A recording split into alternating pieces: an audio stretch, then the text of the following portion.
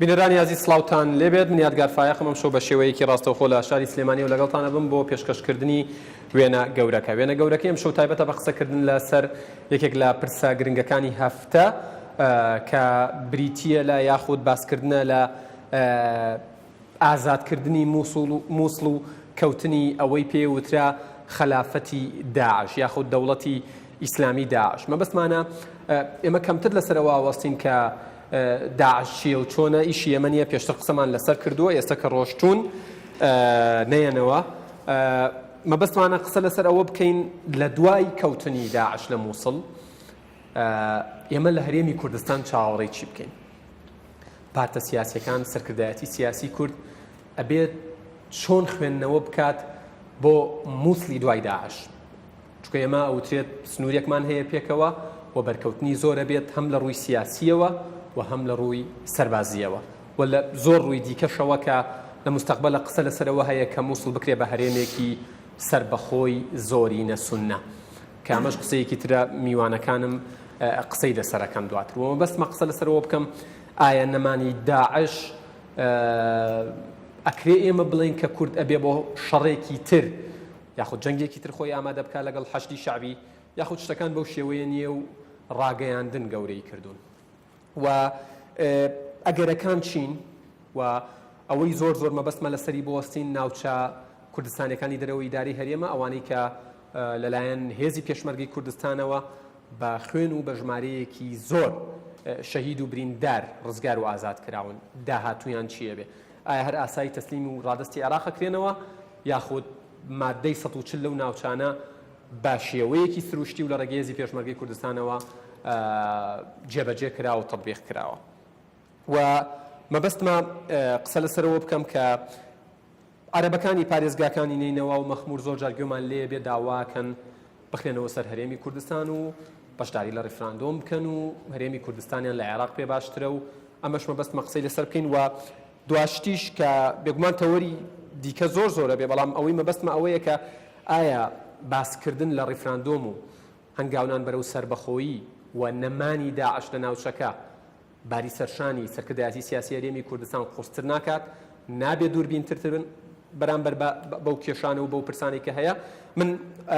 بۆ ئەم شەو سێ میوانی ئەزیز و بەڕێز لێرە حەزوریانەیە لە دەستە ڕاستەوە دکتۆر سامان فەوزی مامۆستای زانکۆ و پەرلەمانتاری پێشووی عێراق زۆر بەخێربێ دکتۆر کاکا ئاسۆ عەبدوڵەتیف کە وەکو ڕۆژنامەنووس و شرۆڤەکار حەزوری هەیە ئێوەش بەخێر بێن سەر و سەرچاوم هەروەها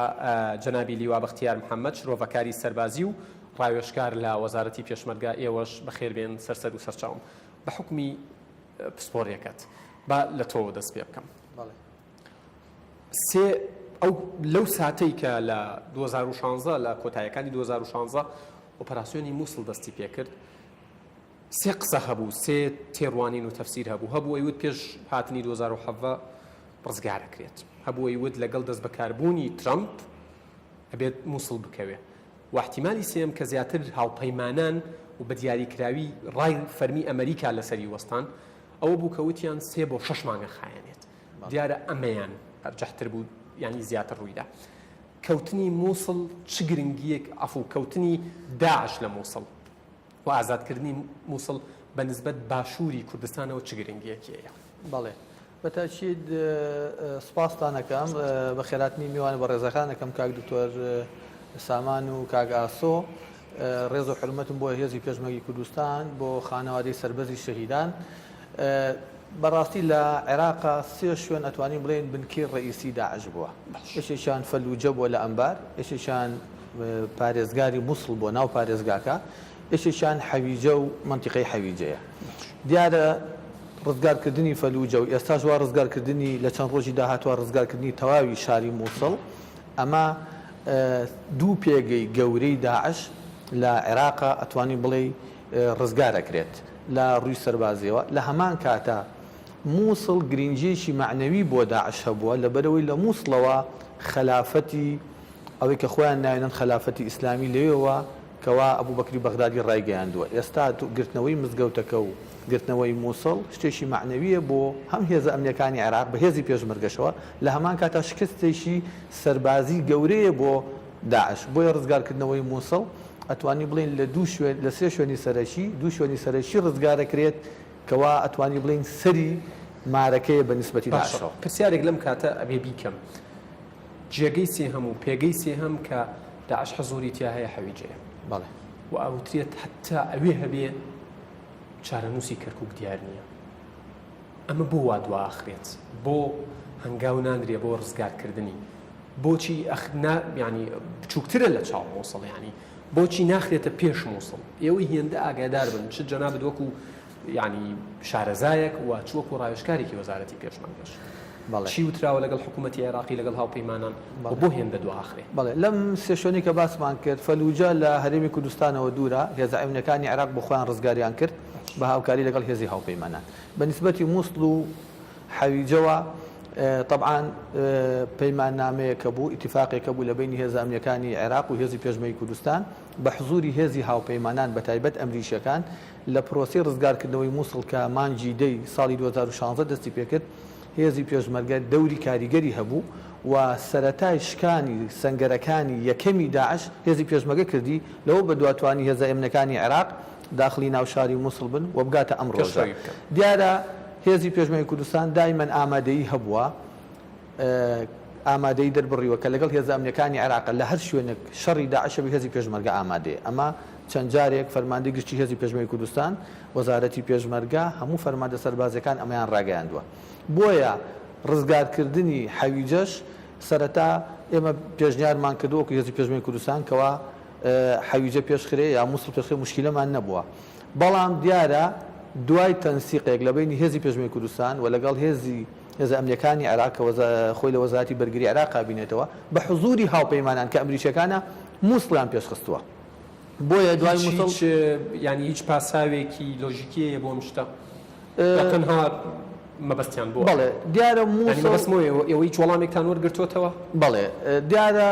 مووسڵیان بە پێشتر زانیوە لەبەرەوەی مووسڵ ئەو شوێنە بۆ شوێنێکی وەکو باسم کرد معنەویەن بۆ داعش شوێنێکی گەورەیە و محافەزەیە ئەتوانی بڵێ پرۆسی ڕزگارکردنی مووسڵ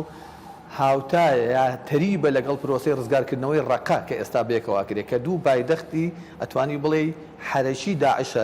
لە هەم لە مووسڵ هەم لە ڕەقا ئەتوانی وەکو دوو بنکە و یا پایتەخت ئەو لە سووریا و ئەو لە عێراقا سەرەکیە. بەڵام ڕزگارکردنەوەی حەویجەش زۆر گرنگە و نابێت تاخیر کرێ بۆی شتێکیش لەسەر ئەمە بوەستین چکە بە نسبەت باشوورەوە گرنگە چونکە کەرکووکمان لەوەیە. کاگا سۆگەر ئەو پرسیارە بکەم حەست ناکەی ڕاگرتن و دواخستنی ڕزگارکردنی حەویجە بە شێوەیەک لە شێوەکان لە داهاتووە وەکو کارتێک دژی کورد بەکاربێنرێ بە تایبەت لە ئێستایەکە باسی ڕفراندۆم و سەربەخۆ یەکرێ؟ سپاس بۆم دەرفەتە. ڕاستی من لە سەرەتاوە ئەوە بڵێم کۆی ئەم پاکێجە هەریەک لە مووسڵ و هەریەک لە سووریا پەیوەندی بەو ئەجەندا سیاسی و ئایدۆلۆژی و عسکەریەوە هەیە کە هەریەک لە جەم سەربەندیەکانی ئەمریکا و ڕووسیا لە ناوچەکە گەمەی دیاکەن و ئەم گەمەیە بە بەردەوامی بۆ ماوەی 10 ساڵە ئەم ئەجەندایە ئەم هاوپەیمانێتیە ئەم بلۆک بەندیە ئەم جەمسەرگیریە لە نێوان ڕووسیا و ئەمریکا لە ناوچەکە هاتوێتە ئارا بێگومان پێشتریش لە چەند بەرنامەیەکی ترە ئاماژەمان بۆ کردووە داعش ئەوەندەی کە پرۆژەیەکی بزنسە ئەوەندە پرۆژەیەکی منهەجی فکری عقایدی نییە. داعش بۆ خۆی پرۆژەیەکە بۆ دەستەبەرکردنی کۆمەڵێک بەرژەوەندی پراگماتی سیاسی ئابووری دوورمەودای هەریەک لە ئەمریکا و ڕووسیا لە ناوچەکە. بۆیە من ئەگەر کۆمنتێک لەسەر پێشەکی بەرنامەکەی جەنابەت بڵێم داعش لێرەدا ناکەوێت لە مووسڵ بەڵکو داعش بە جۆرێک لە جۆرەکانی تر فۆرمەلە ئەبێتەوە لە شوێنی ترە. داعش لە مووسڵا ڕاستە ئەکەوێت بەڵام مووسڵ کۆتایی هێنان نییە بە پرۆژەی بزنس و ئایدۆلۆژیانەی داعش لە ڕۆژهەڵاتی ناوەڕاست و لە ناوچەکەی ئێمە بەڵکو ئەمریکیەکان بۆ خۆیان لە دوایین لێدوانی فەرمی وەزارەتی بەرگری و پنتاگۆنی ئەمریکا لە دوایەکانی سەرۆکایەتی ئەمریکا پێش ترامپ ڕایان گەیاند کە لێدوانی فەرمی کۆشکی سپی بوو تەنانەت هەڵۆکانی ئەمریکا بۆ خۆیان تەرکیز و کۆنفێرمی ئەم کۆنسێپتەشەکەن ئەڵێن داعشمان هێشتەوە لە عێراقە بۆ ماوەی 3 ساڵ بۆیە ئەوان نایانەوێت داعش لەوە هەیە کە لە 29 شەشی 2014 خۆی ڕاگەێنێ لە 29 شەشی 2017 ڕێک پەیوەندی بەو ئەجێندایەوە هەیە بەو سیستم مستوفە نییە بە هیچ شێوەیەک ئەمە پلانێکی دوورمەودای هەریەک لە ئەمریکیەکانەوە کووتم بەشێک لە ئەجێندای ڕوسیەکانیش بەشداریەکەن لەم گەمەیەدا بۆیە نایانەوێت لەوە زیاتر داعش خلافەتی ئیسلامی داعش لە مووسڵ لەمە زیاتر گەورە بێ بۆیە ئەبینی فەلوجە ئەکەنەوە ناوچەکانی تریان بۆ ئەکەنەوە سووریان بۆ دەروازەکانی سووریان بۆ ئەخەنە سەرپشت بە جۆرێک لە جۆرەکان ئەگەر چی وەکو تەسمیە وەکو فۆرم داعش بەم فۆرمەی ئێستا بەم ناوەڕۆکەی ئێستا نەمێنێ بەڵام لە شکل و شێوە فۆرمی دیکە لە دوورمەودا لە ناوچەکە بێگومان خۆی فۆرمەلە ئەکاتەوە بە شێوەیەکی تر بەڵام بۆ کورد پێویستە تێبگا لەو ئەجەندا تاریکانی کە لە ناوچەکە هەیە تێبگا لە جۆری ئەو هاوپەیمانێتی کە لە ناوچەکە هەیە تا ئێستا بەداخەوە ئێمە هیچ دەستگایەکی بیرکەرەوەمان نییە لە کوردستانە ڕاستە موئەسەساتی هەرێمیمانەیە موئەسەساتی حیزبی و ئایدۆلۆژیمانەیە تینک تانک بەڵێ یەکێکە لەو دەستگا جەوهەریە استراتیژیە گرنگانەی کە بەداخەوە تا ئێستا لە هەرێمی کوردستانە نە حکوومەتی هەرێم بیری لەوە کردوێتەوە نە حیزبە دەسەڵاتدارەکان بیریان لەوە کردوێتەوە لە ئەمریکا هەیە و زوو سەردانی ئەمریکا شەکەن بەڵام نازان بۆ بەتەئکید لە کاتێکە ئەم دەستگایانە پێویستە بیرکردنەوەی تەندروست بفرۆشن بە حکوومەتی هەرێمی کوردستان بە دەسەڵاتدارانی سیاسی ئەم بیرکردنەوەیەوامان لە یەکا لە ئایندا ئێمە ڕەنگڕێژی سیاسەتێکی عەقڵانی لۆژیکی بکەین بەرامبەر بەچی بەرامبەر بەو هاوپەیمانێتیە نوێیانەی کە لە ناوچەکە دروستە باسی think tankت کرد بەدیلمان چیە لە ئێستا حکوومەتی هەرێم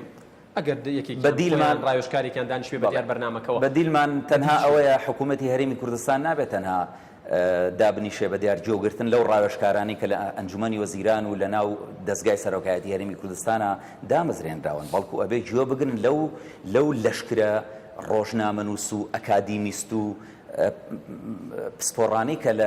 لە دەرەوەی موئەسەساتی هەرێمی کوردستان و حیزبە ئایدۆلۆژیەکانە هەیە من وەکو خۆم وەکو تاچێک وەکو ڕۆژنامەنووسێک وەکو فریلانسێک بێگومان باوەڕم بە هیچ حیزبێکی ئایدۆلۆژی نییە لە هەرێمی کوردستانە بەڵام ئامادەم فکر بفرۆشم ئایدۆلۆژیا بفرۆشم بیرکردنەوەی تەندروست بم بە حکوومەتی هەرێم بەڵام ئایا حکوومەتی هەرێم لەکوێ وێزگەیەک بۆ من دروستەکە لەکوێ کەشێکی ئارام و تەندروست بۆ من دروستەکە گوێ لە من ئەگرێ ئەمە ئەوەی ئێستا ئەمریکای ڕاگرتووە لەسەر قاچەکانی خۆی نە ئابووریە نە بیزنسە نە ئەو دەسەڵاتدارە گەورەیە کە ئێمە هەمومان وەکو شەیتان سەیری ئەمریکاکەین بەڵکو ئەو دامەزراوە پسپۆڕانەیە کە فکر بیرکردنەوەی تەندروست بە کۆشکی سپی ئەفرۆشن ئەم ئەوانەی کە بەڕێز باسەتین تانکەکان لەبەرەوە سەیریکە ئێمە وەکو هەرێمی کوردستان وەکو ئەو گوتارە ئەو دیسکۆرسە کە هەرێمی کوردستان هەیەی لە جۆری هاوپەیمانەتەکان تێناگەینەوە ئیشکالەتی کە ئێمە گرفتی ئێمە ئەوە نییە کە شەڕکەرین شەڕکەری باشمان هەیە پێشمەرگەی باشمان هەیە هێزی چەکداری باشمان هەیە تەنانەت ئابووریەکی باشمان لەبەردەسایە ئێمە دوو شتەیە بۆ هەرێمی کوردستان گرنگە یەک نەمانتوانی وەکو پێویست گەمە بەکارتی نەوتەوە بکەین تا ئێستا نەوتی ئێمە لەلایەن دەوڵەتانی دەرودراوسێ و کۆمەڵێک وڵاتی زلهێزەوە گەمەی پێکرێ وەکو خۆمان نەمانتوانیوە ئیستثماری بکەین و بەرهێنان لە کارتی نەوتا بکەین لەلایەکی تریشەوە نەمانتوانیوە لە جۆری ئەو پەیوەندیە هەرێمایەتیانە تێبگەین کە هاوپەیمانێتیان دروست کردووە لە دەرەوەی هەرێمی کوردستان واتە ئێمە بۆ نمونە ئێستا هاوپەیمانێتیەکەیە لە نێوان هەریەکە لە سعودیە و لە ئیمارات و لە بەحرین و کۆمەڵێک دەوڵەت کە بەرامبەر وڵاتێکی وەکو قەتەر گرتویانەتە بەر بۆ نمونە هاوپەیمانەتی قەتەر ئێران تورکیا ئەم هاوپەیمانەتی تەندروستیە ئەبێ ئێمە لەوە تێبگەین هاوپەیمانەتی لە ئێستادا بند نییە بۆ هاوپەیمانەتیانەی کە لە سەردەمی بلۆکبەندی شەڕی ساردا سەردەمی گلاستۆسۆرۆیکا سەردەمی پێش شەڕی ساردا هەبوو هاوپەیمانەتی جاران 25 ساڵ زیاتری ئەخایەن هاوپەیمانەتی لە ئێستادا دەشێت چەند ساڵێکی کەم بخایەنێت دەشێت 6 مانگ بخایەنێ ئێمە تەنانەت لەو هاوپەیمانەتیانەشان نین ناشمانێت ببین بەڵکو ئەبێ ئێمە بەڕاستی کارتی نەوت بخەینە ئیش کارتی پێشمەرگە کارتی گەل دواتر دێمە وڵات بۆ وەڵامی وەرگرتنەوەی پرسیارەکەی حەویجە شەر دواتر دێمە وڵات بۆی بچینە لای دکتۆر سامان دکتۆر بە حکومیەوەی جەنابتان ماوەیەکی توولانی لە پەرلەمانی عێراق بوون لە ئێستادا یەکێک لە سیناریۆکان بە نسبەت مووسڵەوە ئەوەیە کە سونەکان پێیان خۆشە و پێیان باشە و کار بۆ ئەوە ئەکەن بکرێت بە هەرێم و ئەبێ بە هەرێمێکی گەورەی سونەکانیش لە ئەگەری ڕوودانی شتێکی وایە یان با پرسیارەکەم وا بکەم تا چەندە ئەمە ممکنە و ئەگەر ئەمە بێ بە حقیقەت و بێ بە واقع و ڕاستی چی بۆ هەرێمی کوردستان تایە؟ بەڵێ سەرتا سپاس دەکەم سڵاو لە بینەرەکانتان. پێم وانییە لە ئێستاکەدا حکوومەتی عێراقی بیلەوە بکاتەوە مووسڵ بکرێتە هەرێمێکی سەربەخۆ بەتایبەتیش کە هەرێمێکەیە ناوی هەرێمی کوردستانە، چونکە ئەو تایبەتمەندی درراوە بە کوردستان تایبەتمەندیەکە زیاتر لە هەرێمێک کە لە وڵاتانی دیکەدا هەیە لە وڵاتانی فدرالی. ئەگەر لەو بەو بە واقعی ئەو دەستورەی کە ئێستاکەدا هەیە هەرێمێکی کە دروست بێ من پێم وایە سەرێشەیەکی گەورە بۆ عێراقی تازە دروست بێ بۆ چکە داوای هەموو ئەو دەسەڵاتانە ئەکا کە هەرێمی کوردستان هەیەی. ڕاستە ناوی هەرێمی کوردستان بەجیا هاتووە لەدام دەستورە چەند جارێک دوبارە کراوەوە، بەڵام لە هەمان کاتە دەتوانێت هەر هەرێمێکی کە داوای هەموو دەسەڵاتەکانی بکە چکە لە کاتی دابشکردنی دەسەڵاتەکان لە نێوان دەستوری شەمە ڕێگە پێدراوە دەتوانێت داوای هەموو دەسەڵاتانە بکە کە من پێم وایە عێراقی باڵێن حکومڕانی عێراق شیع بەڕێوەی دەبا ئامادە نییە جارێکی کە ئەو دەسەڵاتانێ دراوە بە هەرێمی کوردستان بیدا بە هەرێمێکی دیکە چکە ئەوەی هەرێمی کوردستان واقعێک بوو پێش نووسینەوەی دەستور هەرێمەکە هەبوو ئەوەی مووسڵ حاڵەتێکی جیاوازە و بینیمانە بێگومان بە گوێرەی دەستور و بە گوێرەی ئەو قانونەشی کە دەرچووە ساڵی 92 بۆ پێگەێنانی هەرێمەکانی هەرێمە مستەقلەکان لە عێراقدا قانونێک لە پەرلەمان دەرچووە هەموو باڵێن ئیجراءاتی دروستکردنی هەرێمێک لە ڕووی قانونیەوە زۆر ئاسانە، بەڵام لە ڕووی واقعیەوە هەم سەردەمی مالکی نهێشترا دروستکرێت سەڵاحەدین و چەند شوێ هەرێم مووسڵ و تەنانە کەرکووکیش داوای کردن جومەنی پارێزگاکەی بەسڕدا چەند جارێک ئیمزا واژووی بۆ کۆکرایەوە لە ڕێگەی خەڵکیەوە سەڵادەی تێپەڕان واژۆکان نێشترا تێپەڕێنێت لە ئێستا کەشدا عەبادی زوو خۆی هەمان ناجی بانکی دووبارە دەکاتەوە لەوەی کە دەڵێت کاتی ڕاگەاندنیا کاتی ئەو بابەتەنە لە کاتێکە هیچ دەسەڵاتێک نەدراوە بە ئەنجومەنی وەزیران کە بڵێ کاتێتی یانە تەنە ئەوەیە کە یان لە یەک لە سەسەی سادەی خەڵکی واشو کۆبکانەوە دەنگدەرانی ئەو پارێزگای یاخودەوە تا زۆرینەیە کە لە ئەنجومەنی پارێزگاکان ئەبێ واژووی بۆ بکەن ئەندامی ئەنجومەنی پارێزگاکان بەڵام نایڵێن دروستکرد بۆ من پێم وایە ئەمە باسی لێوە دەکرێت بەڵام پێم وانە ئەگەرێکی نزیخانی بێ بەتایبەتیش تاو پێستاکە لە ناو قیاداتی سونەی ناو مووسڵیش شەرمنانە داوای دروستکردنی هەرێمی سەربەخۆ دەکەن لە ڕەنگە لە ڕابردوودا کارتێکی فشار بۆ هەندێک بەرژەوەندی بەکارهێنرێت زوو باسەکرێتەوە یانی تاوەکو ئێستاکە لێرە و لەبێ ئەو سەرکردانەشان کە دەنگی بەرزەکاتەوە داوای هەرێم دەکا هەرزوو لەلایەن سەرکردەکانی دیکەی سونە نەک شیعە ئیتیهام دەکرێت بە ئینفیساڵی تاوەکو ئێستاکە فکری ئەو بۆچوونەی کە پێی وایە هەرێم مانای لە بوون و جابوونەوە و استقلال و ئەمانە لە نێو سونە زیاترە تاوەکو ئێستا لە نێو شیعە بجۆرێک کە بڵێم شیعە تەفاهمی زیاترە بۆ بوونی عێراقێکی فیدرالی وەک لەلایەن سونەکان بۆیە من پێم وایە ئەو چاکە دیژی خۆیان بەکار دێنرێتەوە بەڵام ئایا با پرسیارەکە بە جۆرێکە بکەین کێشەی مووسڵ چۆن چارەسەر دەبێت دوای داعش بێگومان داعش دەرەنجام بوو دوای داعشەوە تێگەشکێنرەوە لە کۆتاییەکەیەتی من پێم وایە مووسڵ چەند ڕۆژێکی ماوەکو کاگلی وا بەختە باسی کرد و پێچی حەویجەش ڕەنگێت مەسەلەکە چەند مانگێکی دیکەی مابێت چکە گەورەکە فەلوجە و مووسڵ بوو لە حەویجە بەڕای من سەختتر بوون ئەوانی کە حەویجە ڕەنگە ئاسانتر بکەوێت بەتایەتی دوای کەوتنی ورەی داعشەکان و پێم وایە ورەی داعشەکانش کاکەوێت ڕەنگێت تەبریراتی بۆ بدۆزنەوە کەم ئیرادەی ئیلاهیە کە ئیتر داعش کۆتایی پێ بێت و ڕەنگە لە ئەگەری دیکە بکەنەوە کە وەکو کاک ئاسۆ باسی کرد من پێم وایە ئەگەر بێت و بەغا بە هەمان سیستەم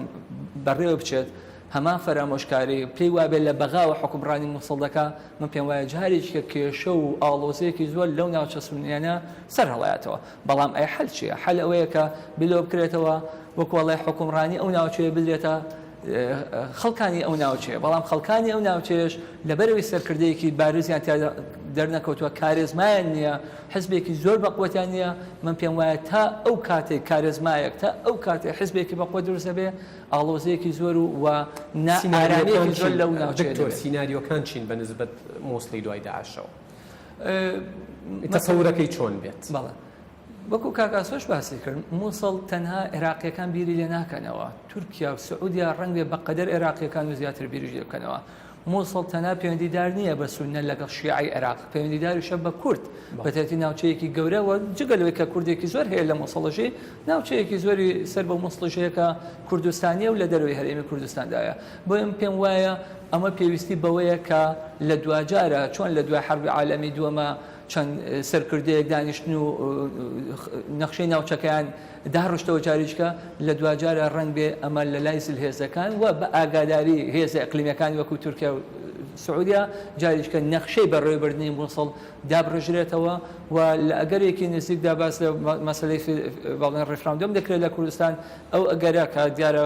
بەشێک لە هەرێمی کوردستان یان خەڵکان و یا حیزبەکانی هەرێمی کوردستان پاڵپشتیەکە ئەگەر بچێتە قۆناغێک هەیە ئێمە لە دیوی مووسڵەوە لێی بترسین کاتێ باز دێتە سەر ڕێفراندۆم لە کاتێک حکوومەتی عێراق بە هەموو شێوەیەک پێی باشەکە و هەنگاوە نەندرێت. بەڵێ بێگومان مەترسیەکەیە بەڵام هیچ هەنگاوێکی با بڵێن یەکلاکەرەوەش هیچ هەنگاوێکیش بۆ پێشەوە نییە مەترسی نەبێ ئەو مەترسیە لە ئاستێک بۆ ئاستێکی کە جیاوازە ڕەنگێ وەرگرتنی کە ئەمە نازانێت ئێمە نازانین ڕاست ئێمە هەندێک جا تەحلیلەکەین بەڵام تەحلیل بە معلومات تەحلیلێکی سەرکەوتوو دەبێت نەک تەنها چەند ئەگەرێک باسکەین ئەگەر بێت و وەکو خۆیان دەڵێن ئۆکەیەکیان لە ئەمریکیەکان وەرگرتی بێ ئەگەرچی زمان حاڵی ئەمریکی تا ئێستاکە لەگەڵ نەخێرایە بەڵام وەکو دەوترێت لە بەروی دەوڵەتە بۆیە وا دەوترێت کاتێکە بوو بە ئەمری واقع لەوانەیە پشتگیری بکرێت و پێدەچێت سەرکردایەتی کورد کە خۆی باسیەوە دەکا جۆرێک کارتێکی بۆ ئەوە پێدرابێ ئەشارەتێکی پێدرابێ ئەو کاتێ مجازفەی پێوەنا بەرامبەر بە هێزەکانی کە بۆ سێدەنا وەکو جەنابیش پرسیارەکەت کرد ئایا مەترسیتە بێگومان مەترسێکی گەورەی سونەکان و تەنانە شیعەکانیشی مەترسیە وهەیە دژی کورد بەکار بهێنرێن وەکو یەکێ لە کارتەکان ئەوان تاوەکو ئێستاکە ڕازی نەبوونیش ئاستێک هەیە بۆ ڕازی نەبوونی ئیعلامی و دواتر سیاسی ڕەنگ بێ ڕازی نەبوون بەرەو چەکداریش بچێت بەرەو پێگەڵ پژانیش بچێت من پێم وایە ئەو ترسە بێگومان لەسەر هەرێم نییە بەڵام لەسەر ئەو ناوچانە کە تاوەکو ئێستاکە کێشیان لەسەر مەبەستم مەخمور و خانەقیدوانە نیە هەندێک ناوچەی دیکە هەیە تەنانە شیعەش هیچ تەفاهومێکی بۆی نییە جگەل لە سونە بۆ هیچ ناوچەیەک تەفاهومی نییە هێزە عەرەبیە سونیەکان من پێم وایە ڕەنگ بێ ئەگەر زلهێزەکان تەفاهومێکیان نەبێ ئەگەر زلهێزەکان بە دوای ئارامی نەگەڕێن بۆ ناوچەیە بە پێچەوانەشەوە بە دوای ئاڵۆزی بگەڕێن بۆ زیاتر چەسپاندنی سیاسەتەکان و نەخشەکانیان و زیاتر کردنی ناوچەکە بە بازاڕێک بۆ فرۆشتنی چەکەکانیان مە پێم وایە ئاڵۆزی زۆر بە دواوی دێت. سوپاس دەکەم دکتۆر بێگومان دێمەوەلات هەر لە دوا قسەی دکتۆرەوە من پرسیارەکە وەربگرم یعنی مەترسی چەکداری ئایا ئەکرێ مەترسی ئەومان هەبێ حکمیەوەی جەنابەت لە وەزارەتی پێشمەرگەشی کە مەترسی دوای داعش بە نسبەت کوردەوە حەشتی شعبی بێت چ وەکو کارتێکی فشار چ بۆ ینی یەکلایکردنەوەی چارەنووسی ئەو ناوچانەی لە دەستورە پێوترێ ناوچەی کێشە لەسەر و هەرێمی کوردستان پێڵە ناوچەکانی دەرەوەی ئیداری هەیە. بەڵێ پێشەوەی جوابیان پرسیارە دەمەوە پێم خۆشە تۆزە بچینە دواوە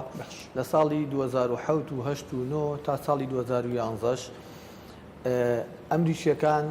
لە عێراقا ئینسیحابیان نەکردبوو و دەسەڵاتێکی تەواویان هەبوو. هێزی پێشمەرگی کوردستان هەبوو لەگەڵ هێزە ئەمنیەکانی عێراق کە خۆی لە سوپای عێراق و شوڕتەی فدرالی ئابینەوە. ئەو کاتە کە دوو هێز لە شوێنێکا بوون ئەگەر هەماهەنگیەک نەبێ بە تەئکید حەساسیەت ڕوەدا. ئەوە چ جایە ئەوەی کەوا ئەم دوو هێزە یا ئەم هێزانە تەوەجوهی سیاسیان لە پشتەوە بینراوە ینی لە کەرکووک لە دووست لە شنگال یم حساسیەتە بەردەوام بۆیە لە ساڵی 2008 کە ئەمریکیەکان لێرە بوون ئەوە بوو مناطقی ئەمنی احتیمامی مشترک هەبوو لە بینی هەرێمی کوردستان و لە بینی حکوومەتی فیدراڵە ئەو بوو ئەمریکیەکان سەرپەرشتی ئەوانیانە کرد سەیتەرەی هاوبەشە بوو هێزی هاوبەشە بوو هەر لە منتیقەی شنگارەوە هەتاوەکو خانەقین ئەم هێزانە هەبوون. دیارە ئێستا هێزەکان لە جاتی دوو بوونە چوار لەبەرەوەی بێجگە لە هێزی پێشمەرگەی کوردستان بێجگە لە هێزە ئەمنیەکانی عێراق کە خۆی لە وەزارەتی بەرگری و شوڕتەی ئیتیحادیە بینێتەوە حەشدی شعبیش دروست بووە کە هێزێکی شیعەن لە هەمان کاتە کەم و زۆر حەشدی شعبی چەترێکە کۆی کردوونەوە حەجێکی عەشایری و حەجێکی سونەشەیە بە شێوەیەکی کەم و لە داهاتووە لەوانەیە گەشەشکە بۆنێ جارەش بینرێت کە خەتی یەکتریش ناخێن. بەڵێ بۆیە ئەم چوار هێزە بەڕاستی ئەبێ هەماهەنگیەکە بێ لە نێوانیانە دیارە وەکو ئیرادە هەرێمی کوردستان داوای هەماهەنگیەکە وەکو حکوومەتی عێراقیش حەیدەر عەبادێک و قایدی عامی قواتی مسلحە هەم فەرماندەکانی حەشدی شعبی داوای ئەو هەماهەنگیەکەن لە ئیعلامی خوانە بۆیە پێویستە دوای داعش بە حەقەت وە لە ئێستاشەوە هەماهەنگیەکی تایبەت هەبێ لە بینی ئەم چوار هێزە ئەگەر هەماهەنگیەک نەبێ بە تەئکید ئەو حەساسیاتانە دروستە بێ ئەگەر تەوەجوهی سیاسیشی لە پشتەوە نەبێ ئەگەر لە پشتەوە بێ دیارە حەساسیەتەکە گەورەترە بێ بۆیە پێویستی هەماهەنگیەکە بێ بەڵام ئەو هەماهەنگیە ئێستا جاران ئەگەر ئەمریشەکان لە سەر خاشی عێراق بوون و بە یاسایەک یا بە بڕیارێکی ئومە متحیدا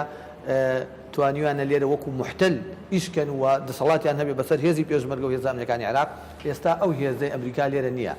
بۆیە لە جێ ئەوان هێزی هاوپەیمانان هەیە سیادە بۆ عێراقە بۆیە پێویستە هێزی هاوپەیمانان لەگەڵ شەڕی داعش لە دوای شەڕی داعش هەموو جهودی خۆیان بەکاربێنن چۆن هەماهەنگیەک لە بینی ئەم چوار هێزەیە دروستەکەن کە سێ هێزی ڕئیسیە بناوڕیانم پێمەڵێن ناوبڕێکی کورد بە ڕوخسەتی جەنابتان قسەکانی خۆت وەک کوردوەتەنی قسەی خۆتە بیر نەچێتەوە دوای ناوبڕەکە قسەکانت تاواکەی ئەزیزانم ناوبڕێکی کورد وەرەگرین و دوایەوە وێنە گەورەکە بەردەوام بێت لێبێت وێنە گەورەکە بەردەوامە جەنابی لیوا بەختیار پێش ناوبڕەکە هەندێک لەو وەڵامانم دەستکەوتەوە بەڵام وەڵامی تەواوم دەست نەکەوتەوە یعنی ئایا لە ئێستادا وەزارەتی پێشمەرگە زانیاریەکم پێم مەدە کە زەرور نەبێ بینەر بیزانێ مەترسی ئەوەی هەیە بەرکەوتنی لەگەڵ حەشدی شعبی یعنی لە داهاتووە ڕوو بدات مەترسی نییە بەس احتیمال هەیە احتیمالەکەش ئەتوانێت بڵێ احتیمالێکی دوورە لەبەرەوەی ئەو عاملانەی ئەو هۆکارانەی کە بۆتە هۆی مەشاشیل لە بینی هێزی پێشمەرگە و سوپای عێراق لە کۆنا هیچی حەل نەکراوە لە هەمان کاتە جاران دوو هێز هەبووە ئێستا چوار هێز لەسەر ساحەکەیە بۆیە ئەم چوار هێزە ئەگەر هەماهەنگیەک نەبێت بە حزوری هێزە نێودەوڵەتەکان وەکو هاوڕێکانم باسییان کرد بە تایبەت هێزی هاوپەیمانان کە ئێستا لە بۆ دژایەتیکردن و شەڕی داعش ئامادەیە لە عێراق بە هەماهەنگی ئەوان بە سەرپەرشتی ئەوان چۆن لە مووسڵ بە سەرپەرشتی هێزی هاوپەیمانان پەیماننامەیەک لە بینی هێزی پێشمەرگە و هێز ئەمریکانی عێراق کرا بۆ ڕزگارکردنی مووسڵ ئەگەر ئیرادەیەکی وان نەبێت بەڵێ حەساسیەت هەیە بەڵام وەکو ئیرادا وەکو دەربڕین هەم هەرێمی کوردستان هەم وەکو وەزارەتی پێشمەرگە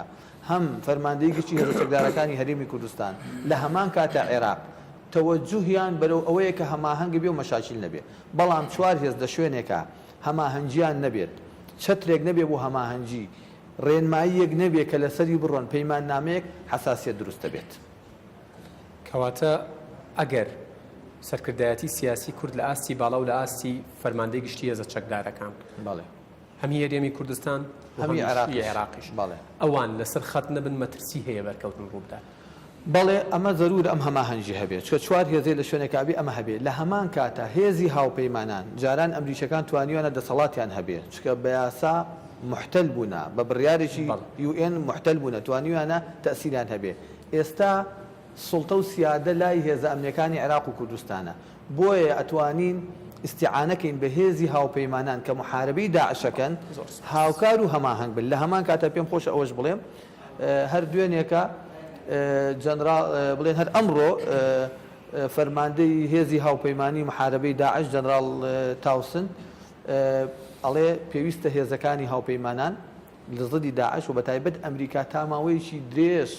لە عێراق بمێنەوە وەکو ئاشتی پارێز وەکو ئاشتی پارێز هەم بۆ سەر هەڵنەدانەوەی مەشاشیلەکان هەم بۆ مەشق پێکردن و ئامادەکردنی هێزە ئەمریکانی عێراق ئەمە خاڵێکی ئیجابیە و هەم بۆ پاراستنی بەرژەوەندیەکانیشیان لەناو بەتەشید کاکاسۆ ئەو پرسیارم لێکردی ئەو کاتچوینە باسێکی ترەوە بەستمە وەڵامی بزانم لە ئێستادا هەرێمی کوردستان باسی ڕیفراندۆمەکە و جەختەکاتەوە کەم ڕیفراندۆمە بۆ سربەخۆییە ڕەنگە دەمودەست نەبێت بەڵام ئیش بۆ کرێ و دانوستانەکات لەگەڵ عێراق و لەگەڵ ئەو شوێنانی کە پێویستە ئەکرێ کارتی داعش لە حەویجە دژی کورد بەکار بهێنرێت بەڵێ پێش هەرش دەبێ ئەمە لەو کۆنسپتە تێبگەین کە لە عێراقا هێشتا فاشیزمێک هەیە لە عێراقا هێشتا سێبەرێک هەیە لە دیکتاتۆریەت و تۆتالیتاریەت و ئەم سێبەرە ئەم فاشیزمی ناو عێراق نییە فاشیزمی دەوڵەتانی دەرودراسوە فاشیزمی ئێرانە فاشیزمی تورکیا و ئاکەپەیە ئەم فاشیزمە هەیە شۆڕ بۆتەوە بۆ ناو عێراق بۆ نمونە یعنی ئەبینی لە شەڕی 8 ساڵی ئێران عێراقا ئێرانیەکان داوایانە کرد با هەرێمێک بۆ شیعەکان جیاکەینەوە کەس نەئەوت ئەو کاتە باسی یەک پارچەی عێراق لە ئارارەم بوو بەڵام ئێستا ئێرانیەکان داواکەن کە هەرێمی کوردستان داوای جیابوونەوە و ڕیفراندۆمەکە داوای یەک پارچەی عێراقەکەن تورکیا سەیری ئەم معادلەیەکە تورکیا بە هەمان شێوە تا ئەم ئەخیرانەش لە ڕێگەی چاپەوە لە ڕێگەی تورکە ڕەگەسپەرستەکانەوە داوای ئەساڵەت و شەرعیەتی ویلایەتی موسڵەکەن هی سەردەمی خەریتەی کۆنی عوسمانیەکان خەریتەی کۆنی مستەفا کەمال ئەتاتورک بەڵام لە کاتێکا کە دێتە سەر مافی شەرعیبوونی گەلی کورد و ڕیفراندۆم و ئەوانە ئەڵێ بۆ کورد نییە ئەڵێ مەحەڵەیەشی گەورەیە کە کوردەکانێکن کەواتە ئەم فاشیزمە ئەم تۆتالیتاریەتێکە لە دەوڵەتانی دەرودراوسیەوە شۆڕ بۆتەوە بۆ ناو عێراق ئەبێ کورد هەرێمی کوردستان لەو سێبەرە تێبگا لەو فاشیزمە تێبگا ئەو فاشیزمە چۆن ئەتوانێت تێیپەڕێنێت چۆن ئەتوانێت تێیپەڕێنێت بێگومان دوایەوەی لێ تێگا بە مقایەزە بۆ نمونە کورد کارتی کەرکووکی بەدەستەوەی کورد کارتی مووسڵی بەدەستەوەی کورد کارتی نەوتی بەدەستەوەی کورد نابێ هێلکەکانی خۆی بخاتە ناو سەبەتی کارتی ئاویشی کارتی ئاوی بەدەستەوەی کۆمەڵێک کارتێ بەڕاستی من تێناگەم حکوومەتی هەرێمی کوردستان تا ئێستا بۆ ئەم کارتە استراتیژیانەی خۆی بەکار ناهێنێ من لە وتارێکی خۆمە ئاماژەم بۆ کردو ئەگەر کورد لە ئێستا ئەم کارتانە بەکار نەهێنێ پرۆژەی ڕیفراندۆم پرۆژەیەکی شکستواردووە بێ چونکە حکوومەتی هەرێمی کوردستان گوتاری سیاسی باوی دەسەڵاتدارانی هەرێم کە ئێستا ئیش لەسەر ڕیفراندۆم و سربەخۆییەکەن ئەبێ کار لەسەر ئەو کارتانەش بکەین چونکە مەبەستت ئەوەیە ینی کار بەو فەلسەفەیە بکەن کە باشترین ڕێگە بۆ بەرگری هێرشکردنە یەکەم کورد ئەبێ لە ئێستا ئیتر واز لە شەرم و ئەوە بێنێ بەرامبەر ئێران من ئەڵێم تەنها دوو دەوڵەتەیە ئێستا مانعن لە دروستبوونی دەوڵەتی کوردی لە ڕۆژهەڵاتی ناوەڕاستە نە ئەمریکایە نە ڕووسیایە نە ئەوروپایە ئەو دوو دەوڵەتە لە ئێران و لە تورکیا ئەولاتر نییە تەنها دوو دەوڵەتن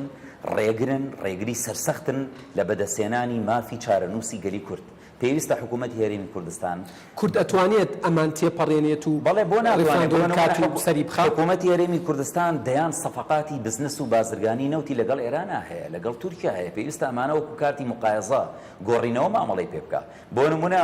ئەوەی کە بەهانایی دەوڵەتی قەتەرەوە ڕۆشت ئەوەی کە ئێستا حیمایی ماڵی ئەمیرەکە لە دەوحە دەبابەکانی ئەتاتورکە دەبابەکانی ئاکەپەیە ئەم مقایەزەیە بۆ تورکیا و دەوڵەتانی کەندا و بۆ شەرعیە بۆ دروستە ئەم پەیوەندیانە بۆچی بۆ هەرێمی کوردستان دروست نییە ئێمە لە چی ئەترسین بۆ نەمانتوانیوە تا ئێستا قەناعەت بە دەوڵەتێکی عسکەری گەورە بکەین بەهانامانەوە بێت لەو کاتێک کە هەڕەشەکانمان لەسەرە بۆیە لە کاتی دروستبوونی هەڕەشەکانە پێویستە حکوومەتی هەرێمی کوردستان بە جددی بێتە سەرخەت بۆ نمونە ئێستا کارتی ئاواتۆتە ئاراوە حکوومەتی هێرام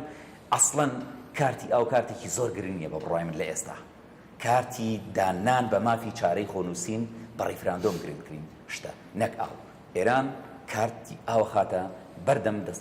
بەرپرسانی حکوومەتی هەرێمی کوردستان بۆی ئێمە ئەوەی کە لە ئەجەندامانایە ئەوەی کە لە پلانمانایە ئەوەی کە لە دیدگامانایە لە بیرمان بچێتەوە یان دەوڵەتێکی وەکو تورکیا هەڕەشەی ڕاگررتنی سەرچاوەکانی سەرچاو ئابوووریەکانی خۆیەکە داخستنی دەواازە ئابوووریەکان بادایخات ئێمە دەریشەی ترمان لە کاتێکە وترێت هێندەی سوودی بۆ تورکیا بۆ ڕەنگە گۆریم نەیبوو بێت بەتەئکید لەبەرەوە ئەگەر تا ئێستا کارتی حەویجە کارتێکی سوتاوە بێ ئەگەر بە بڕای من نە حەویجە نە فەلوجە نە داعشی عێراقی هێزی پێشمەرگی کوردستان یەکلاکەرەوەیە پێم وایە بەڕێز لیوا بەختیار زۆر چاک لە کارتی پێشمەرگە و هێزی لەشکری کوردستان تێگا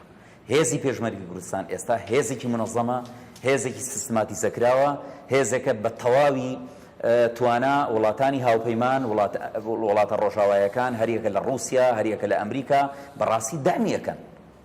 ئێمە ئەومان بیر نەچێت ئەو منزومە سیاسی کە پشگیری لە هێزی پێشمەرگەی کوردستان و شەڕوانانی ڕۆژاواکە هەمان ئەو منزومەی سەردەمی باراک ئۆبامایە تا ئێستا برێکمە گۆر لە ناو تیمی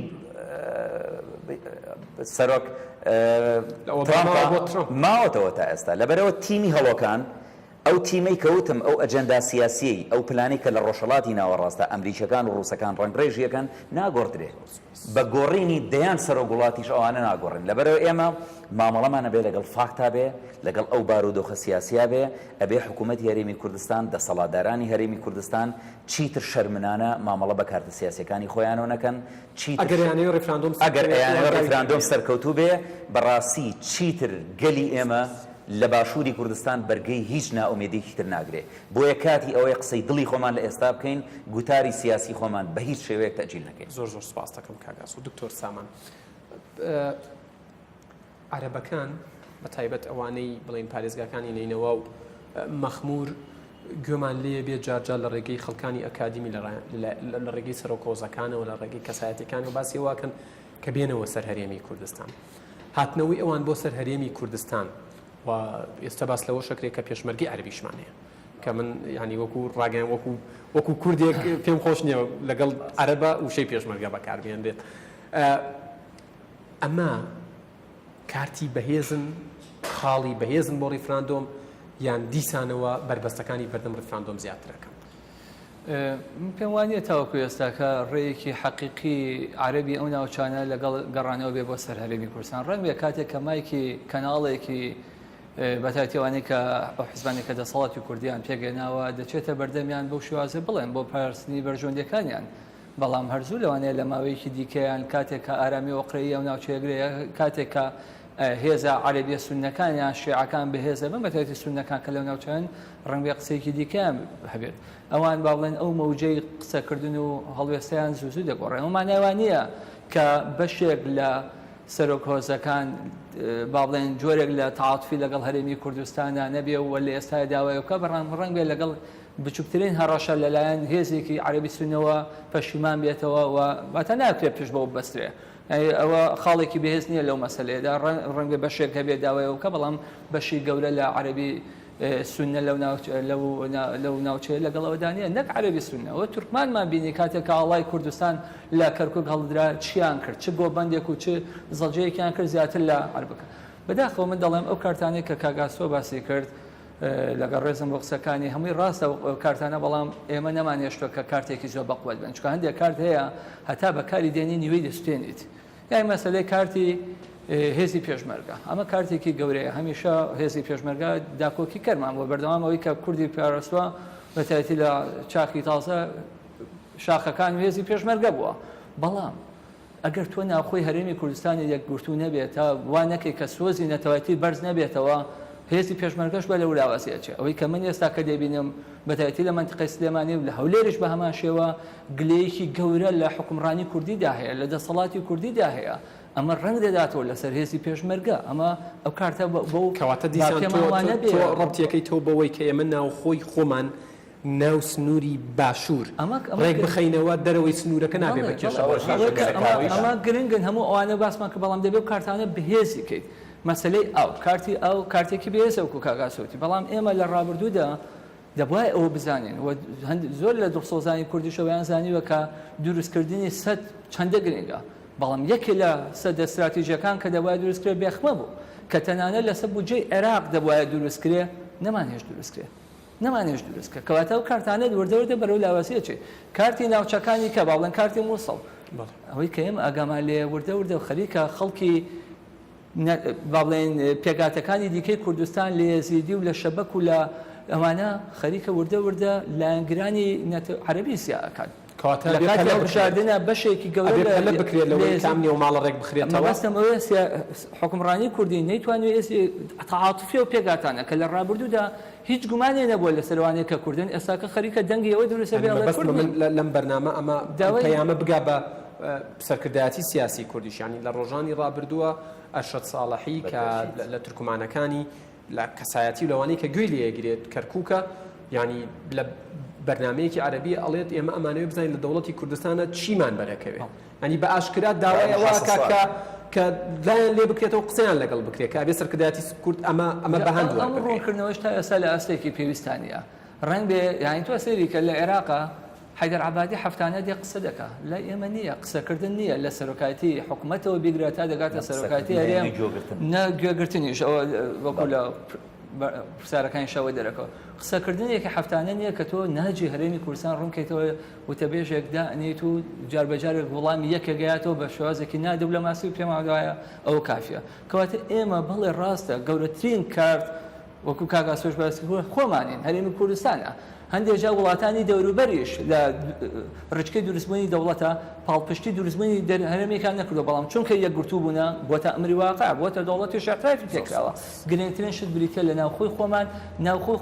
خۆشمان بەوە دەبێت کە ئێمە لە پرسیارێکی کرد لە ناو قسەکان تا ئایا ئێمە لە مەرحەلەی دیفاعانە بین هجوومەرین بڵێ ئێمە ماوەیەکی زۆر جار ئێمە گلەیمان لە خۆمان دەکرد بیرمێ بەر لە 5 ساڵە بەردەوام قسەمان دەکرد بۆچی سەدرەکان بەردەوام هجوومەکە شتێک تازە ئێنێتە ئاراوە خۆپشاندانی گەورە ئەکا بداوای خاڵەتێکیکە لایەنی کوردی هیچی نەبوو ئەوە یەکەم هجوومێتی کە باسی ڕەفراندۆمەکە جگە لەوەشی کە ئەو ئەمری واقعی کە دروست بووە بریتانیا زۆر بێکردنەوەیان نەبێ و بەرامبەر نەزانێت کە هەنگاوی داهاتووش پێویستە ئەومان هەبێ کە وەکوڵێ ئەو حرکاتانە وەکو کارتێکی لێ بخوێنرێتەوە ئەو کاتە هیچ نەبێ ئەگەر هەموو شینێن مەدی بە حەدی وەسەڵەکەی مە پێڕاستێت. سپاس دکتۆر سامان. جەنابی لیوا بەختیار کاگاسۆ ئاماژەی بە کارتی پێشمەرگەدا و دکتۆریش بە شێوێک لە شێوەکان جەختی کردەوە. یعنی ئێمە ئەکرێ سوود لە کارتی پێشمەرگە وەربگرین بە تایبەت دوایەوەی ئەو وترێت ڕەئیەکەی ئەڵێ دوایەوەی داعش کەوتۆ لە ناو چووە و ڕەنگە ئەو چاوەی جاران لەسەر پێشمەرگە نەبێت بە تایبەت لەلایەن وڵاتانی زلهێز و وڵاتانی کە بڕیار بەدەستی جیهان و هاوکێشەکان یەکلاییەکەنەوە یاخود هێشتا پێشمەرگە کارتی فشارە کارتی بەهێزە تەنانەت بۆ ڕیفراندۆمی شەکرێ سوودی لێ ببینیت و بۆ ڕێخستنەوە و یەکگرتنەوەی نێوماڵی کوردی سوودی لێ ببینی. بەتەشید پێشمەرگە کارتێکی دائیمیە ینی کارتێک نییە بە تەسەوری من کارتێک نییە بۆ ڕۆژێک بۆ مەرحەلەیەک پێشمەرگە کارتێکی دائیمی هەتا کورت هەبێ پێشمەرگە کارتێکی دائیمیە بەڕاستی لەبەرەوەی پێشمەرگە هەم لە مێژۆکەیە هەم لە ئێستا هەم بۆ داهاتوو پارێزەری هەرێمی کوردستانە بێت و پێشمەرگەش بوو کەوای کرد هێزی هاوپەیمانان بێن بە هانای کوردەوە و لە شەڕی داعشە پژگیریەکی تەواومان بکەن و هێزی هاوپەیمانی کە چەنەها بنکەیان هەیە لە هەرێمی کوردستان ئەمە خاڵێکی ئیجابیە. ئێستا ئەو هێزەی کە هاتن لە شەڕی داعشە هاوکاری ئێمە بوون ئێستا ئێمە لە وەزارەتی پێشمەرگە پرۆژەیەکمان هەیە پرۆژەکە پێکاتووە ناوی پرۆژەکە پێشمەرگە لە ئایندەدا سێ وڵاتی زلهێزمان لەگەڵایە ئەمریکا بەریتانیا و ئەڵمانیا ئەمانە بەڕاوێژکار پرۆژەیەکمان ئامادە کردووە لە 35 خاڵە کە ئایندەی هێزی پێشمەرگە چۆن بێت و چۆن هێزی پێشمەرگە بەرەو سیستماتیک و پڕمەشق و پڕچەکەین ئەمانە بۆ خۆیان خۆی لە خۆیان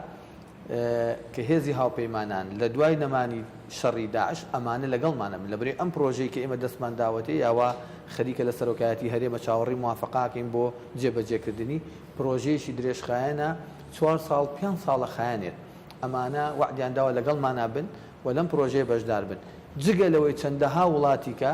ئامادەی دەربڕیوە لەگەڵ فەرمانی مسادقە لەسەر پرۆژەکە بێن لەگەڵمانە بن بۆیە ئەوی هێزی هاوپەیمانەی کە لەگەڵمانە لە تەنها لە شەڕی داعشە لەگەڵمان نابێت بەڵکو بۆ چاکسازی و بۆ ڕێخستنەوەی هێزی پێشمەرگەش و بۆ پرچەکردن و مەشق پێکردنی هێزی پێشمەرگەش لەگەڵمانە بێت ئەمە خاڵێکی ئیجابیە بۆ هێزی پێشمەرگە و بە تەئکید ئەبێت هەرێمی کوردستانیش لە هەموو سێکتەرەکانی کە بەکاری بێنێت و لە هەمان کاتە ئەبێت شتێکە بڵێن ئەو کارەکتەرانە یا ئەو کەسانی کە لەو چوار هێزەی کە لەسەر عێراق یاریەکە تەنها ئەو چوار هێزەش نین بە تەئکید لە هەرێمە بڵێن لە ئیقلیمە وەکو ئێران وەکو تورکیا دەوریان هەیە تەسیریان هەیە لەسەر ئەو حداسانی کە لە سووریا و لە عێراق ڕۆدا لە هەمان کاتە هێزی هاوپەیمانی کە هێزێکی نێودەوڵەتیە تەسیرێکی تەواوی هەیە بۆیە هەست کەس ناتوانێت بە ئەتوانێت بۆ خۆی هەرێکە و لە حەلەقەیەکی خۆی ئەتوانێت یاریکە هەموو شتێک خەتی سووری هەیە هەموو شتێک حدودی خۆی زۆر بە کورتی وەڵامیم پرسیارم بیتەوە قسەیەک لەسەرەوە کرا کە لە ئانووساتی کەوتنی داعش لە مووسڵ بەرەکانی جەنگ بۆ حەویجا گوێزنەوە و تەنانەت هەندێک پروپاگەندەگرا کە سەرکردەکانیشیان گوێزراونەتەوە بۆوێ ئەمە بۆ هاوڵاتیان وەڵامی فەرمی ئێوە چییە؟ بەڵێ طبعاً ئەمە واقع ئێمە ئەزانین لە دوای ڕزگارکردنی عێراق لە داعشیان هیچ خاشیشی بەدەستەوە نەمێنێت تەسەورەکەین تا ساڵیشکی پێویستە لەبەرەوەی هێشتا لە مووسڵ تەلەعفەر ماوە عەیازیە ماوە مەهەلەبیە ماوە دەی لە شەرگات هەندێک شوێن ماوە دەی تە مەنتیقەی حەویجە و ڕیاض و ڕەشاد شوێنێکی زۆر ماوە ئەچی تا خۆر ئاوای ئەنبار عانا ڕاوە قائیم سەحرایەکی زۆر ماوە بۆیە ئەمە تەسەورەکرێ تا ساڵێکی کەی بوێت بۆیە لە هەر شوێنێ داعش عسکەریان شکست دێنێ شوێنەکانی لەدەسەدا چەکدارەکانی لە ناوچەی حەویجە و ڕیاض و ڕەشاد کۆبوونەتەوە هەم هەڵاتۆکانی مۆسڵ هەڵاتۆکانی ناوچەی سڵاحەدین هەڵاتۆکانی دیالە هەڵاتۆکانی کەرکووک لە منتیقی حەویجە و ڕیاض و ڕەشاد ئامادەن و ئێستا زۆربەی ویلایەتەکانیشیان لەوەیە بۆ ویلایەتی مووسڵ چۆتە منتیقی حەویجە ویلایەتی سڵاحەدین لە حەویجەیە ویلایەتی کەرکووک لە حەویجەیە دوو ویلایەتی کەشیان دروست کردووە ویلایەت جەبەل حەمری لەگەڵ ویلایەت الفارس هەر لەو منتیقانە بۆیە چەکدارەکانیان کە پرتەوازابن هەمووی دێنە زۆر سپاس دەکەم کاگا سۆ مەبەست من پرسیارە وەکو ڕۆژنامەنووسێک لێ بکەم ینی زۆر جار لە کەناڵەکانی ئێمە ئاگادارین و ئەبینین کە عێراق وڵاتێکی شپرزەیە و خۆشتان ئاماژەتان پێدا کە ناکرێت لە بەغداوە حکمی شار و پارێزگاکانی عێراق بکرێت بەڵام زۆر جار لە کەناڵەکانی ڕاگەیان و ئەوەی خۆشت لە فەیسبوک کۆمنتت لەسەردا بوو ئەوەی مەسلەی فڕۆکەکانوانە بزەجەیەکی زۆری لەسەر درایەوە و ینی ترسێکی زۆریش دروست کرا لە ناو هاوڵاتیان یعنی ئەکرێ ئەمە چۆن مامەڵی لەگەڵا بکرێت و ئایا ئەمە مامەڵەیەکی دروستە کە تۆ لەگەڵ کەوتنی مووسڵە و نەمانی داعش و باسکردنی سەر بەخۆی تۆ بێ ئەم کارتە بەکاربێنیتەوە نەخێر ئێمە پێویستمان بە میدیایەکی تەندروستەیە پێویستمان بە کۆمەڵێک شرۆڤەکاری بێلایەن هەیە شرۆڤە لەسەر کۆی ئەو ڕوودا و گۆڕانکاری و هاوکێشە ئیقلیمی و ناوخۆیانە بکاکە لە ناوچەکەمانە ئەگوزەرێ بێگومان شرۆڤەکردن و تەحلیل بۆ هەموو کەس نهاتووە ینی زۆر بەداخەوە ینی کۆمەڵێکی حیزبی هەن ینی لە خۆیانەوە بە پێی پێوانەی ئایدۆلۆژیا و بەرژەوەندی حیزبەکانی خۆیان بۆ نمونە تا ئێستا حکوومەتی هەرێمی کوردستان یەک کۆمنتی نەیەوە لەسەر ئەو هەلیکۆپتەرانی کە لە ناوچەکانی شوونەتەوە هی ئەمریکیەکانن هی دژە تیرۆرن هی تورکیان کاکە کێشەمان بەسەر ئەم هەلیکۆپتەرانەوە نیە شێ دروستی کردو و شێ دروستی نەکردووە بەڵام ئێمە پێویستمان بە خوێندنەوەیکی ڕاقی هەیە ئەم هەلیکۆپتەرانە بۆ هاتن کێیتیا بوو چۆن هێندان ناوچەکەەوە ئایا ئەو معادلاتەی کە لە دوای ئەم هەلیکۆپتەرانەوە هەیە ئەو بینینی ئێمە بۆ خوێندنەوەی معادلات و هاوکێشەکانی دوای ئەم هەلیکۆپتەرانە چییە؟ ئایا ئێمە ئەتوانین ئەجێندای پشت هەلیکۆپتەرەکان بخوێنینەوە ئەوەی لە پێش بەرنامەکەەوە باسمان کرد بێگومان نەخێر لەبەرەوە ئێمە ئەبێ پێش هەر شت ئێمە گوتاری میدیای خۆمان ڕێخینەوە و بە ڕێز کاک سامانیش ئاماژەی بۆ کرد دکتۆر سامان ئێمە ئەبێ بەڕاستی ئەبدەیتی خۆمان بکەینەوە ناوماڵی خۆمان ڕێخین میدیای خۆمان ڕێبخین گوتاری سیاسی خۆمان بۆی بە هەڵەمەکی قسە فڕێ نەدرێت ئەوی بە کۆ ئێمە سیستماتیک بەڕاستی لە ڕووی مەعریفیەوە لە ڕووی ینی بەویژدانەوە ئێمە بین شرۆڤە بکەن بە معلومات و داتاوە ئێمە شرۆڤە بکەین نابێ هەموو شرۆڤەکانی جێبەڵین بۆ سیاسەکان بەڵکو ئەبێ ئێمە خۆمان بینە سەر خەتی گەرمی پەیوەندیکردن بەو ڕووداوانەی کە لە ناوچەکەمان هەیە چونکە دوجار هەموو ئەو کێشانەی لە هەرێمی کوردستانە ڕۆیە لە کەرکووکە ڕۆیە لە مووسڵا ڕۆیە پەیوەندی بە ئایندەی سیاسی هەرێمی کوردستان و باشووری کوردستانەوە هەیە بە بڕای منیش ئاخر کۆمنتم ئەوەیە زۆر حکوومەتی هەرێمی کوردستان و دەسەڵاتدارانی ئەم هەرێمە زۆر خۆیان مەشغوڵ نەکەن بە کەوتنی مووسڵەوە چونکە مووسڵ بە بڕای من کێشەیەکی لاوەشیە بێدەدا بەڵێ دکتۆر کاتی پرسیارم نەماوە دوا کۆمنت و دوا قسەی خۆت خۆم ئەمێ قسەی لەسەر ڕاگەاندەم کەم بۆ کۆی کاگاسۆ باسەکرد فعلەن وایە ئێمە ڕاگەاندنی پرۆفێشناڵ ڕاگەاندنی دڵسۆز کە هەمیشە لە پشتی ڕاگەاندکارەوە دەبێت ئەوە نووسرابێت کە بەرژەوەندی گشتی نەوەکو پڕخوێنەری یان پڕبینەری لە هەندێک قۆناغی ژیان یان ڕچکەی میلەتانە ڕاگەاندەکان تۆکمەن یەکگرتوون بۆ ئەوەی یەک ڕێی گشتی دروستکرێت بۆ بەرەنگاربوونەوەی مەترسیەکان لە دوای 11 سپتەمبەرە لە ئەمریکا بینیمان ئەگەر چی لێرە و لەوێ هەندێک ڕاگەاندنی وەکو با بڵێن عەرەبیەکان باسیێوان دەکە پێدەچێت دەستی ئەمریکی تابێ هیچیان بڵاو نەکردەوە نەیان کرد بە ئەژنەبی و بۆ ئەوەی دەنگ ڕێی گشتی ئەمریکی بکەنە چەپۆکێک و بیکێشن بەسەر ئەفغانستان و عێراقا ڕاست هەندێک جار پێویستە بە زانیاری ناکرێت هەمووی ئاراستەکراو بێ بەڵام هەندێک جار میدیایەکمان هەیە عکس دەڵێ هەمیشە بەدوێ عکسە ئەگەڕێ پێی وایە لە ڕێگای و عکسەوە خەڵک كل ممنوع المحبوب زیاتر چاپ بۆ لایک و شیر و کۆمنت بەداخەوە زۆر سپاس بۆ دکتۆر سامان زۆر سپاس بۆ کاک ئاسۆ زۆر سپاس بۆ لیوە بەختیار محەممەد سپاسی و کاتە دەکەم کە بە ئێمە بە بینەرانتان بەخشی ماندوو نەبن ئەزیزانم ڕێ زیاد گارفای قبول بکەن تا بەرنامەیەکی دیگە بەخواتان سپێت ماڵتان ناوەدان بێت خواتان